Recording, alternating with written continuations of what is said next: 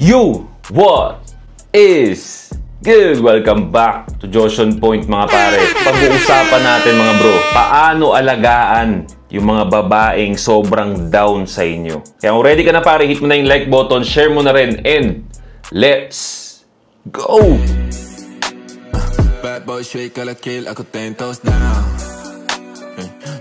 Okay mga bro, so before tayo mag-start, by the time na nire-record ko tong video ko pare, sold out pa rin yung mga perfume natin. Pero parating na yung mga stock ko bro. Okay? Abangan nyo sa mga social media natin pare. I-announce natin kung may stock na tayo pare. I-add to cart nyo na para pagka naging available na is makabili kagad kayo. Okay? Doblehin nyo na, triplehin nyo na para may marami kayong stock. Ito, nakakagulat to mga pare. Nakakagulat to. May nag-message sa atin mga bro. Pero hindi to lalaki pare, kundi babae. Ka-relationship ng isang subscriber natin. Okay? Bakit hindi yung subscriber ko yung nag-message sa akin, pare? So, yun ang pag-uusapan natin, bro. Confidential to. So, email nyo lang ako, message nyo lang ako sa mga social media ko, pare. Sa Facebook, no? Doon ako nagbabasa madalas. Okay?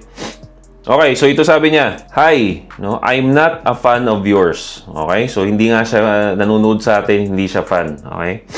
"I just know you because of my boyfriend." No, sabi ko sa inyo, di ba kanina? He explained about blue pill and red pill and wala naman akong ano doon. I understand and I always will. Nakikita ko mga pagpupursige niya sa buhay. I love this man so much. First message pa lang ng girl na to, makikita mo na sobrang down niya at understanding siya doon sa tropa natin na nanonood sa atin. And siguro dahil ka-relationship niya, no, na nakukwento-kwento sa kanya ng lalaki yung about sa pinag-uusapan natin dito, about sa blue pill and red pill na yan.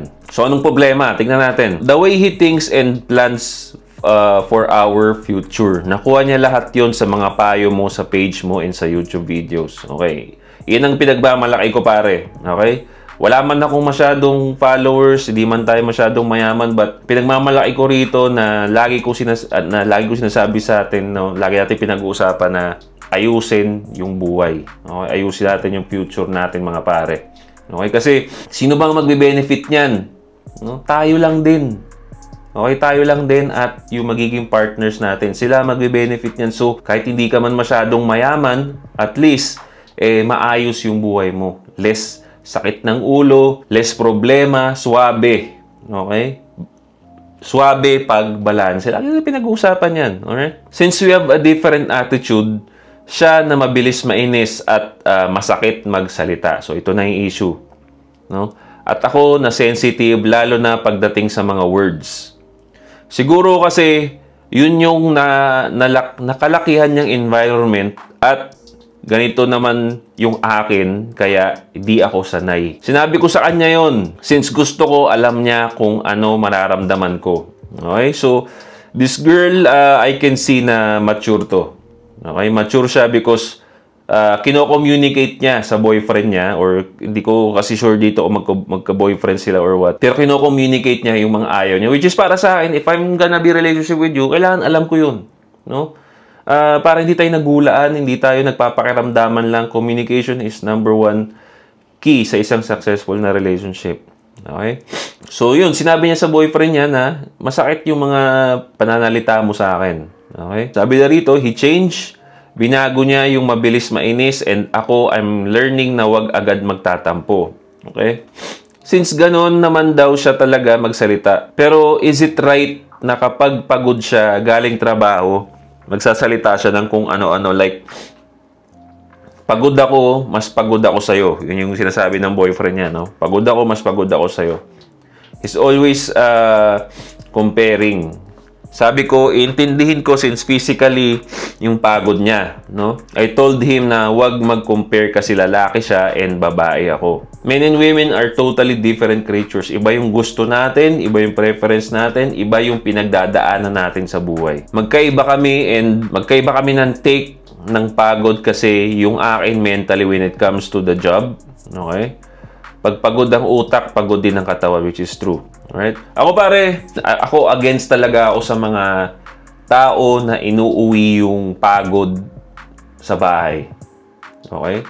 Inuuwi yung galit sa trabaho sa bahay. Sobrang against ako dyan, pare. Kasi, pare, yung mga babae na kasama ninyo sa bahay, yung babae na naghihintay sa inyo, hindi nyo kalaban yan. Okay? Hindi nyo kalaban yan. Hinihintay kayo niyan, nag-aalala sa inyo yan. Okay? Hindi nyo kalaban yan. Okay? Lalo-lalo pa yung mga ganito na sobrang down sa inyo. Okay? Sobrang down sa inyo, iniintindi kayo lagi. Alright? Hindi nyo kalaban yan. Ang kalaban ninyo yung mga nasa opisina ninyo. Kung gusto ninyo magalit, it will make sense na doon kayo magalit sa kanila. Diba? It will make sense na doon kayo magiging sarcastic sa mga ka-office ninyo. Hindi doon sa babae naghihintay sa inyo, Brad. Right? This is not what we do. Right? Masculine men, lalo pagka nakakita tayo ng babae sobrang down sa atin, automatically we will try to protect her. Okay, mga babaeng feminine, babaeng sobrang down sa atin, you should be automatically protecting her. Okay? Hindi naman, based sa nababasa ninyo, based din sa mga naririnig din sa pagbasa ko, does she sounds like a feminist, a bossy, a strong independent woman? Hindi eh. Di ba? Kung nababasa ninyo, feminine yung babae. Okay? Yung mga ugali na pagod sa trabaho, inuuwi sa bahay, galit sa trabaho, inuuwi sa bahay, I'm not a fan of that. Okay? I'm not a fan. Never kong ginawa yan sa bahay ko. Nang kami ng esmi ko, pare. Hindi. Pero every time na makakapagsalita siya ng masakit, lagi niyang dahilan is pagod ako. Parang hindi naman tamang rason para sabihan ako ng kung ano-ano since wala naman akong ginagawa. Ganun siya lagi. I told him na sana mag-adjust kami sa isa't isa. Pero ang sabi niya, lalaki raw siya at dapat ako ang mag-adjust at maging down sa kanya. Halatang follower natin yung boyfriend niya because he's speaking our words, no? Yung mga down sa akin. Which is true, pare. No, nagiging down na sa'yo yung babae. But the problem is, down sa'yo, but hindi ibig sabihin na alila or slave mo yung babae, pare. Hindi mo pwede na kung gusto mo magalit, sa babae ka magagalit. Again, ulitin ko, hindi nyo kalaban yung mga yan. Lalong-lalo na yung mga feminine na babae. Wag ninyong sisirain yung mga ganyan, pare. Wag nyo na silang hayaan pumunta sa feminist, mga bro. Okay? Okay na yan, na nandyan sila sa'yo, understanding sila sa inyo, di ba? Nilulutuan kayo, naglilinis sila sa inyo. Wag nyo nang hanggat maaari, pigilan nyo yung mga ganun ninyo, pare. Yung mga galaw ninyong pagod ninyo, inuuwi ninyo sa mga bahay, Brad.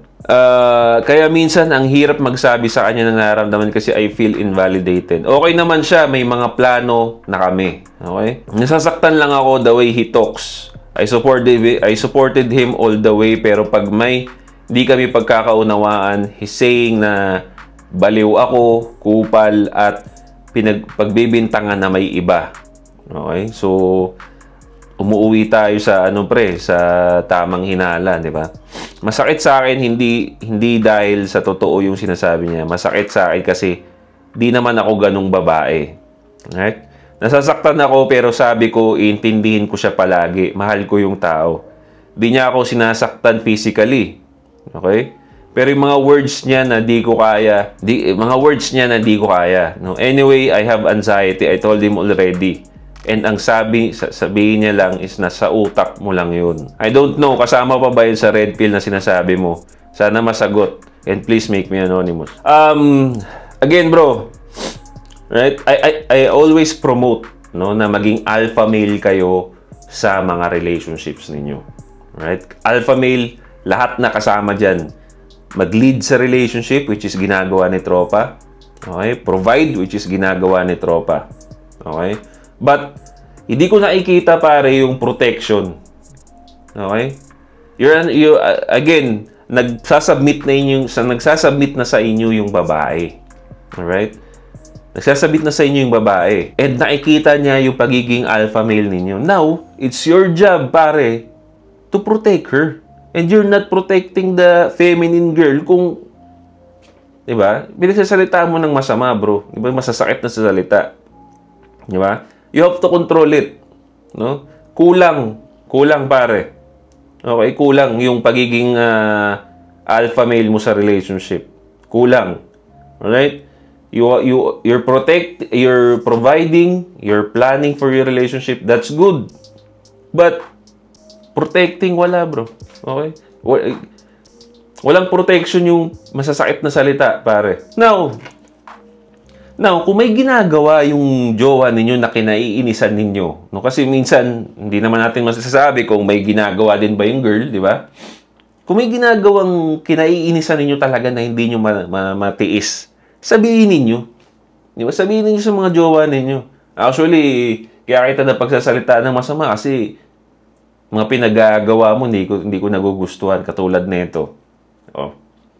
Pagod na ako, bubungangaan mo pa ako. Pagod na ako, galing ako sa trabaho, hindi pa ako nakakaupo, pag-uutusan mo ako. Pwede bang, hayaan mo muna ako umupo saglit? Di ba makapagpahinga man lang kahit 30 minutes? Saka mo ako utusan. Kasi nakakainis eh. Oh. That's how you, kung sasabihin mo yun sa kanya, no? Communicate pare. Pag sasabihin mo sa kanya yun, dahil naman maintindihin nga siya, sabi niya, she will understand that. Di ba? Kung may kinainisan kayo, pare, sabihin ninyo. Alright? Sabihin ninyo. So, yun ang masasabi natin, bro. That's how you take care yung mga babaeng down sa'yo, pare. Again, lagi nyo tatandaan, bro. Sa panahon ngayon, in this generation, pare, puro mga 304, karamihan na yung mga babae ngayon. Puro mga strong, independent to kamen. Pag nakakita kayo ng ganyan, bro, na lagi kayo iniintindi, pare, that's rare. Hindi nyo kalaban yan. Lagi, yun ang tatandaan ninyo, hindi nyo kalaban yung mga yan. Alright? Kung may pagdududa ka, nainis ka, may pagdududa ka na ng lalaki to, iwan mo na lang. No? Iwan mo na lang. Sabihin mo sa kanya, ito. Nanaloko ka eh. Kita, ganyan, nahuli kita. Hindi, iwan mo. Alpha male ka sa relationship, act like it. Okay? Provide, plan, protect. Okay? 3Ps, pare. 3Ps. Plan, provide, protect. Leave a comment down below kung ano masasabi ninyo. Meron ba kayong ganitong, may ganito ba kayong experience? Comment nyo sa baba. Right? Don't forget to subscribe, hit the bell para notify kayo sa mga bago nating videos. This is Josh on Point. See you next time. Boom. Bro, no? Available lahat to. Yung perfume natin, lahat ng fragrance natin, bro. Shopee.